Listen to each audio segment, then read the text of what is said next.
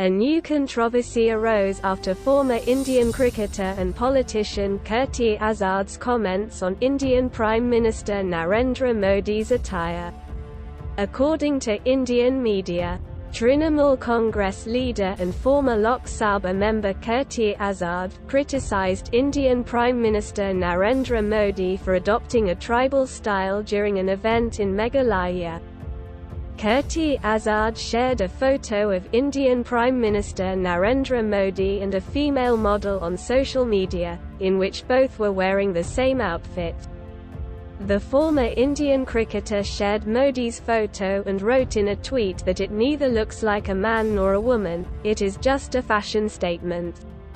After this statement of Kirti Azad, a new controversy arose on the social media, and the Chief Minister of the Indian state of Assam, Himanta Biswa Sharma, took the former Indian cricketer and said that Kirti Azad did not only insult the Indian Prime Minister, rather, they have insulted the culture of Meghalaya and the rudeness of tribal dress.